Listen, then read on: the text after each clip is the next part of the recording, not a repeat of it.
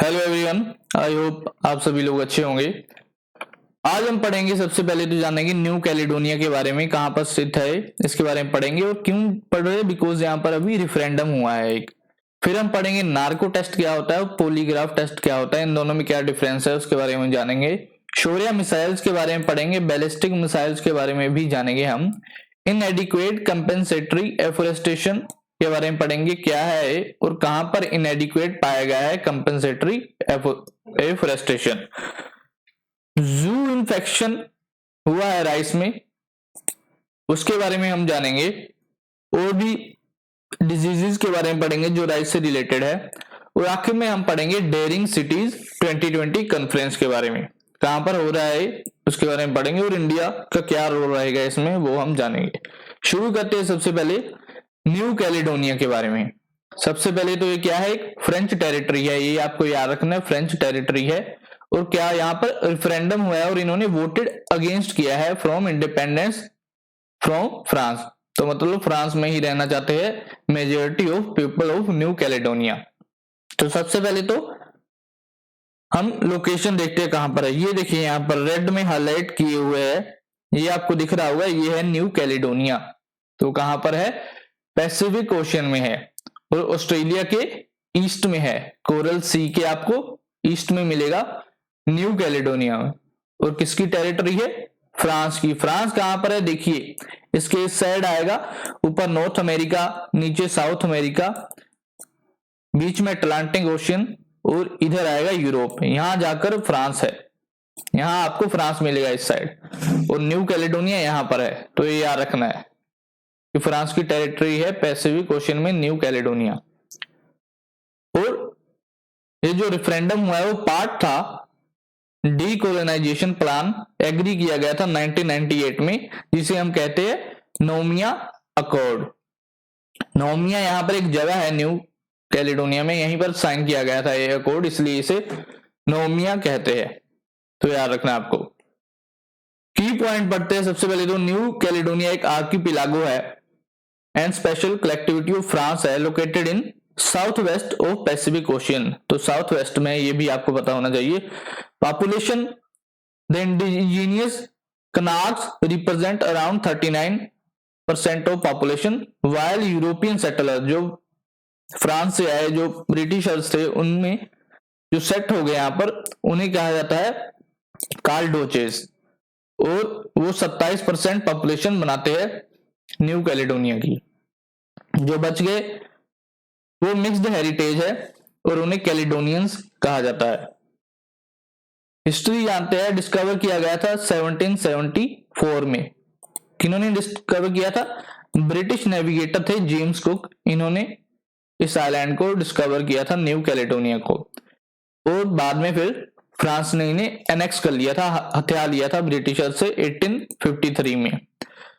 1946 में oversee territory बन गया था फ्रांस की, और 1953 में फ्रेंच सिटीजनशिप ग्रांट कर दी गई थी सभी लोगों को, न्यू कैलिडोनियंस को। इकोनॉमी की बात करते हैं, कैसे चलती है इनकी economy. One of the highest average income per capita आपको यहां पर देखने को मिलेगी। क्यों? बिकॉज रिच इन रिसोर्सेज है New Caledonia. Around 10% of world निकल रिजर्व आपको यहां पर मिलेंगे न्यू कैलिडोनिया में। पॉलिटिकल स्टेटस है न्यू कैलिडोनिया का टेरिटरी सू जेनरिस, मतलब territory of its own kind. France की ओवरसीज टेरिटरी है, फ्रांस भी रूल करता है इस पर, बट इन्होंने काफी हद तक इन्हें ऑटोनॉमी दे रखी है। और ये यूएन की 17 नॉन सेल्फ गवर्निंग टेरिटरी में भी शामिल है। तो यूएन में भी शामिल है न्यू कैलिडोनिया। पावर शेयरिंग की बात करें अगर हम, New Caledonia has a power sharing executive elected by territory congress which ensure that all parties on it are represented in proportion to their number of seats in congress. It depends on France for matters like defence and education. तो defence और education के लिए France के ऊपर depend करता है New Caledonia. Conflict over independence, conflict क्या है? The country has had conflicts over the issue of autonomy. वही बात है कि ज्यादा आजादी चाहिए इन्हें, मोर ऑटोनॉमी चाहिए and independence from France for a long time. New Caledonia has deep division between indigenous Kanak population and European. तो मैंने आपको बताया था 39% कनक पॉपुलेशन है वहां पर, और जो यूरोपियन सेटलर्स है उनकी भी पॉपुलेशन है काफी हद तक वहां पर। तो इन 1980 the country had violent conflicts. तो 1980 में वायलेंट कन्फ्लिक्ट देखने को मिले इस कंट्री में between opponents and supporters of independent. तो कुछ लोग अपोज कर रहे थे इंडिपेंडेंस को, बट कुछ लोग सपोर्ट भी कर रहे थे। उसके बाद मैटिगनॉन अकॉर्ड साइन किया गया 1988 में। ये जो वायलेंट प्रोटेस्ट हो रहे थे इनको बंद करवाने के लिए, शांत करवाने के लिए। और जो ये अकॉर्ड था इसने स्पेसिफाई किया 10 साल transitory status, after which self determination referendum would be held. और फिर आया कौन सा, नोमिया अकॉर्ड 1998 में। तो ये 88 में साइन हुआ था। इसके बाद इन्होंने बोला कि 10 साल बाद हम एक रेफरेंडम कराएंगे, वो हुआ 1998 में नोमिया अकॉर्ड के कारण। और इस अकॉर्ड में कहा गया था कि 3 रेफरेंडम करवाए जाएंगे, जो अभी हाल ही में हुआ वो लास्ट था। तो अभी रिजेक्ट कर दिया है लोगों ने कि हम इंडिपेंडेंस नहीं चाहते फ्रांस से। अब बात करते हैं हम नार्को और पॉलीग्राफ टेस्ट की। सबसे पहले तो न्यूज में क्यों है, आपको पता होगा हाल ही में हाथरस में एक गैंग रेप हुआ है। तो उत्तर प्रदेश गवर्नमेंट ने क्या डिसाइड किया है कि वो पॉलीग्राफ और नार्को एनालिसिस टेस्ट करेंगे of the accused and all involved police personal. सबसे पहले हम पढ़ते हैं पॉलीग्राफ टेस्ट, या फिर लाई डिटेक्टर टेस्ट भी कहते हैं हम इसे।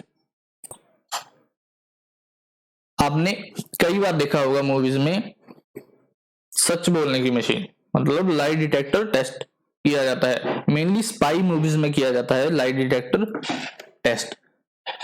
तो इसमें होता क्या है, इसमें क्या करते हैं, इसमें आपका मेजर किया जाता है blood pressure, pulses, respiration, skin conductivity while a person is asked and answer a series of question. आपसे कई क्वेश्चन पूछे जाएंगे और आप उसके आंसर देंगे। इसके बीच में आपके ब्लड प्रेशर, पल्सेस, रेस्पिरेशन वगैरह चेक किया जाएगा। This test is based on assumption that psychological responses that are triggered when person is lying। तो पहले से अज्यूम किया जाता है कि जब एक पर्सन झूठ बोलता है तो उसका ब्लड प्रेशर कुछ लेवल पर होगा, या उसकी पल्सेस कुछ हाई लेवल पर होगी या लो लेवल पर होगी, वो पहले से अज्यूम करते हैं हम। तो एक न्यूमेरिकल वैल्यू असाइन की जाती है और चेक किया जाता है कि अगर जब पर्सन आंसर दे रहा है तो क्या वो रीडिंग हमें मिल रही है या नहीं। और स्टार्ट किया गया था 19th सेंचुरी में by an Italian criminologist Cesare Lombroso. इन्होंने स्टार्ट किया था सबसे पहले लाई डिटेक्टर टेस्ट। इन्होंने एक मशीन यूज की थी मेजर करने के लिए change in blood pressure of criminal suspect during interrogation. तो यहां से स्टार्ट हुआ था। नार्को एनालिसिस टेस्ट में क्या होता है, एक आपको ड्रग दी जाती है, ड्रग इंजेक्ट की जाती है। ड्रग का नाम इंपॉर्टेंट है, ये देख लीजिए, सोडियम पेंटोथल, सोडियम पेंटोथल। और इसी ड्रग को क्या किया जाता है, ट्रुथ सीरम भी कहा जाता है। आपसे एग्जाम में सीधा पूछा जा सकता है कि ट्रुथ सीरम किसे कहा जाता है, वो है सोडियम पेंटोथल। तो ये ड्रग इंजेक्ट किया जाता है सब्जेक्ट की बॉडी में। वो क्या कर देता है, वो उसे हाइपोनेटिक और सिडेटेड स्टेट में ले जाता है, in which the subject imagination is neutralized and they are expected to divulge information that is true। तो जब हम ये ड्रग इंजेक्ट करते हैं पर्सन की बॉडी में तो वो थोड़ा नशे में चला जाता है, उसे पता नहीं चलता उसके आसपास क्या चल रहा है। वो मेनली जो उसने पहले किया होता है, जो सच होता है, वही वो बता पाता है। तो आपको ये याद रखना है कि सोडियम पेंटोथलम इंजेक्ट करते हैं और इसे हम ट्रुथ सीरम भी कहते हैं। और ये 3rd डिग्री की जगह ये बेटर ऑप्शन है, being a softer alternative to torture और 3rd degree narco analysis test.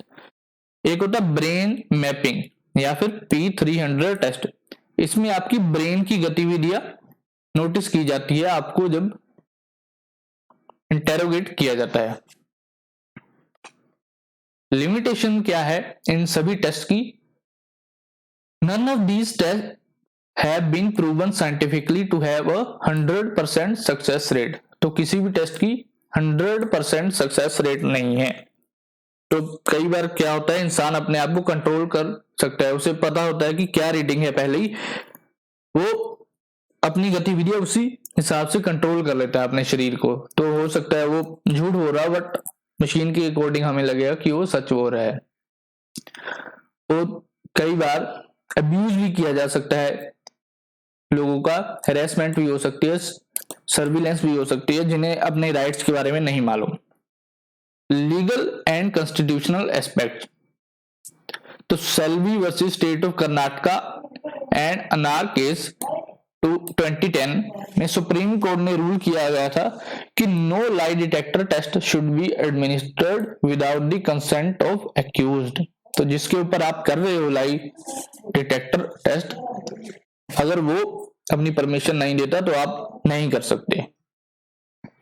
ठीक है, तो ये 2010 में सुप्रीम कोर्ट ने फैसला सुनाया था। और जो रिजल्ट आएंगे टेस्ट के, that cannot be considered to be confessions, तो ये भी याद रखना है। The SC cited Article 20 Part 3 a right against self-incrimination which states that no accused can be compelled to be witness against himself। तो ये देखिए, इस वजह से हम इन्हें कन्फेशन नहीं मान सकते।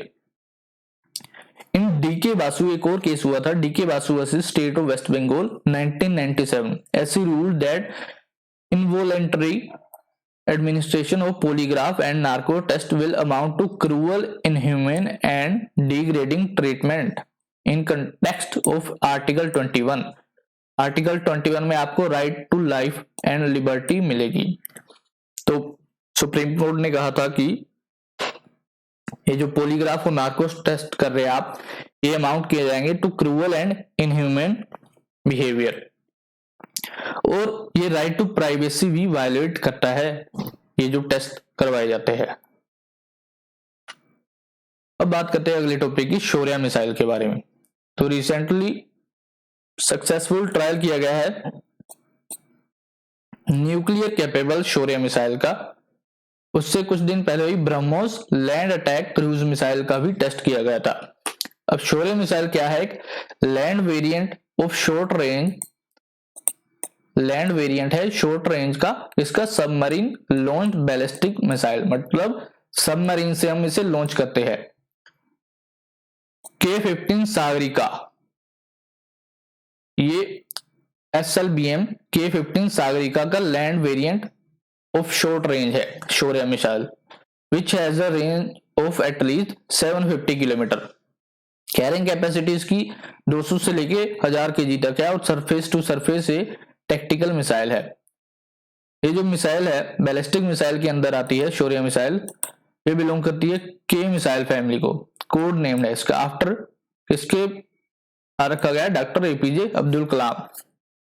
और लॉन्च कहां से किया जाता है? अरिहंत क्लास से, फ्रॉम न्यूक्लियर सबमरीन, सबमरीन से लॉन्च की जाती है, ये याद रखना आपको।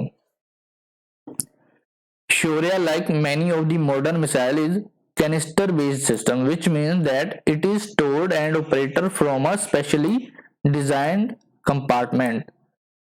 This missile is less vulnerable to anti-ballistic missile defense system due to its high maneuverability। तो ये याद रखना है सारा आपने शौर्य मिसाइल्स के बारे में। ये याद रखना फैमिली के बारे में, K-15 Sagarika, K family of missile. तो ये primarily submarine launch ballistic missiles है, इंडिजीनियसली डेवलप्ड है, इंडिया ने खुद डेवलप किया गया है इन्हें, बाय किसके द्वारा? DRDO द्वारा, defence research and development organisation. The development of these missile began in late 1990s as a step toward Indian nuclear triad. Because these missiles are to be launched from a submarine, they are lighter. तो lighter मिलेगी आपको क्योंकि submarine से हमें इन्हें launch करना है. Smaller, stealthier मिलेगी. Then to their land based counterpart. तो जो लैंड से हम लॉन्च करते हैं मिसाइल वो थोड़ी भारी होती है, और कौन सी करते हैं वो है अग्नि. अग्नि सीरीज हम लैंड से लॉन्च करते हैं, ये याद रखना है आपने. India has also developed and successfully tested multiple times the K4 missiles, from which family has a range of 3,500 kilometre. तो ये भी हमने सक्सेसफुली टेस्ट कर चुके हैं. और K5 और K6 आर अंडर डेवलपमेंट, इनको हम अभी डेवलप कर रहे हैं. स्ट्रेटेजिक इंपॉर्टेंस क्या है इसकी, न्यूक्लियर डिटरेंस की. आपको पता है इंडिया की पॉलिसी है नो फर्स्ट यूज, मतलब पहले नहीं चलाएगा इंडिया न्यूक्लियर बम. बट अगर दूसरी साइड से आ रहा है तो ये जो सबमरीन है वो उसे सह पाएंगी और वापस अटैक भी कर पाएंगी. और आपको पता है हाल ही में जो तनाव चल रहा है बॉर्डर पर, इसलिए ये इंपॉर्टेंट है, हमेशा चलता ही रहता है जो इन दो देशों के साथ. तो न्यूक्लियर डिटरेंस इंपॉर्टेंट है इंडिया के लिए. बैलिस्टिक मिसाइल्स क्या होती है, अब ये पढ़ते हैं. Rocket propelled self guided missiles है. इसमें क्या करना होता है, आपको पहले से एक टारगेट फिक्स कर दिया जाता है, यहां से छोड़ते हैं हम इसे, तो ये पैराबोलिक ट्रेजेक्ट्री में डिलीवर करती है पेलोड. पैराबोलिक ट्रेजेक्ट्री में ये जाएगी और पहले से फिक्स किए हुए टारगेट को हिट करेगी. Ballistic missile defence system in India. BMD is a missile defense system that acts as a shield against ballistic missile attack. अगर कोई दूसरा देश हमारे ऊपर बैलिस्टिक मिसाइल से अटैक कर दे तो BMD उस अटैक को रोकेगा. और ये 1990 में डेवलप करना चालू किया गया था इसे आफ्टर कारगिल वार. और इंडिया के पास कौन कौन सी मिसाइल्स है अभी बैलिस्टिक, ये पढ़ लीजिए. यहाँ पर अग्नि है, K4 है, प्रहार है, धनुष है, पृथ्वी है और त्रिशूल, इनके नाम आ सकते हैं, याद रखना है. ये बैलिस्टिक मिसाइल्स है इंडिया के पास. अब पढ़ते हैं इनएडिक्वेट कंपेंसेटरी एफोरेस्टेशन के बारे में. क्यों न्यूज में हाल ही में एक स्टडी की गई कंपेंसेटरी एफोरेस्टेशन के बारे में और पाया गया कि वो इनएडिक्वेट है. कहां पर, हिमाचल प्रदेश के किन्नौर डिस्ट्रिक्ट में. वो किसने स्टडी की गई थी, Himdhara environment research and action collectively, इन दोनों के द्वारा ये रिसर्च की गई थी. बेस्ड ऑन गवर्नमेंट डाटा है and ground research conducted between 2012 and 2016. अब डाटा एनालिसिस क्या कहता है data. As of 31 March 2014 the total area demarcated for compensatory afforestation was 1930 hectare in lieu of 984 hectare for forest land diverted for non forest activities. तो जो forest land थी 984 hectare forest land थी वो divert की गई non forest activities के लिए, जिनमें हाइड्रो प्रोजेक्ट बनाए गए, ट्रांसमिशन लाइंस लगाई गई, रोड्स बनाए गए हिमाचल में. तो उसकी जगह पर 1930 हेक्टेयर और जमीन पर आपको कंपेंसेटरी एफोरेस्टेशन करना था, बट किन्नौर में नहीं किया गया, इनएडिक्वेट पाया गया. The total diverted forest land in Kinnaur had 11,598 standing trees belonging to 21 species. Majority of trees felled पर कोनीफेरस ट्रीज आपको मेनली पहाड़ों में देखने को मिलते हैं. कोन शेप में होते हैं जो ट्रीज, उन्हें कोनीफेरस ट्रीज कहते हैं. Dominated by cedar and near threatened चिलगोजा पाइन्स. तो चिलगोजा पाइन्स भी आपको हिमाचल में मिलेंगे, ये भी आपको याद रखना है. Himachal Pradesh has the highest installed capacity of hydro power project of 10,000 megawatt in country. तो ये भी पता होना चाहिए कि हिमाचल प्रदेश में highest installed capacity of hydro power projects है, located in Sutlej basin Kinnaur. तो किन्नौर सतलुज बेसिन आपको किन्नौर में भी मिलेगा, ये भी याद रखना है. इन state hydro power hub with 53 planned hydro power project. तो हाइड्रो पावर हब है किन्नौर डिस्ट्रिक्ट में सतलुज बेसिन में, यहाँ पर 53 प्लान्ड हाइड्रो पावर प्रोजेक्ट्स आपको मिलेंगे। अब बिटवीन 2002 टू 2014 162 करोड़ कलेक्टेड किए गए हैं under catchment area treatment CAT plan funds of Kinnaur project, और सिर्फ 36% स्पेंड किए गए हैं टिल 31 मार्च 2014। अब जो CAT प्लान फंड्स है are budgeted as mitigation measure for hydro electric power project. More than 90% of diversion of forest in Kinnaur takes place for the development of hydro power project and transmission line. तो mainly आपको करना क्या होता है, जब आप किसी भी डिस्ट्रिक्ट में फॉरेस्ट लैंड को नॉन फॉरेस्ट लैंड में कन्वर्ट करते हैं, माने कि फॉरेस्ट में आप कोई हाइड्रो पावर प्रोजेक्ट बना रहे हैं, फॉरेस्ट में आप कोई रोड बना रहे हैं, फॉरेस्ट में आप ट्रांसमिशन लाइंस लगा रहे हैं, तो फॉरेस्ट की लैंड तो खराब होगी। तो इसके बदले में आपको क्या करना होता है, किसी दूसरी जगह पर डिजर्टेड एरिया में आपको फॉरेस्ट बनाना होता है, मतलब इससे दुगनी जगह पर आपको फॉरेस्ट लगाना होता है। तो ये काम होता है मेनली, बट यहाँ पर ऐसा नहीं किया गया है। यही कंपल्सरी एफोरेस्टेशन कहलाया जाता है। According to compulsory afforestation management and planning authority rules, for every hectare of forest and land diverted, double the area of degraded lands are used at sites of compensatory afforestation। तो यही कहा गया है कि हर एक हेक्टर के लिए जो हमने फॉरेस्ट लैंड का डाइवर्ट कर दिया, डबल एरिया डिग्रेडेड लैंड का फॉरेस्ट में कन्वर्ट किया जाएगा। तो यही है कंपल्सरी एफोरेस्टेशन।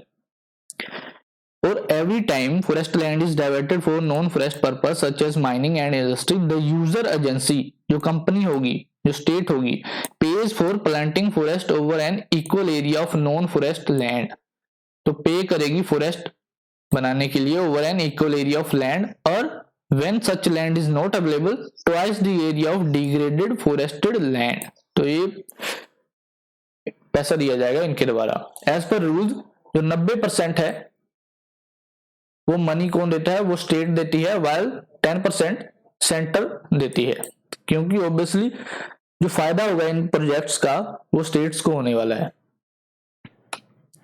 एसोसिएटेड चैलेंजेस क्या है मेनली किन्नौर में, क्यों अनेबल रहे वो फुलफिल करने के लिए टारगेट, बिकॉज सबसे पहले तो किन्नौर की जो लैंड है वो रोकी है और कोल्ड डेजर्ट आपको मिलेगा वहां पर, where nothing grows. Around 10% of district is already forested and rest is either used for agriculture or grassland। तो जगह ही नहीं है, मेनली सबसे बड़ी दिक्कत तो यह है कि जगह ही नहीं है। Many of the plots are carved out of afforestation are actually grassland which are used by the villagers for grazing cattle। In many instances the villager approved the sapling। तो कई बार सरकार वहां पर पेड़ लगाती है और जो गांव के लोग हैं वो पेड़ उखाड़ देते हैं, क्यों, बिकॉज वो नहीं चाहते कि उनके ग्रासलैंड कन्वर्ट किए जाएं फॉरेस्ट में। तो ये भी प्रॉब्लम है।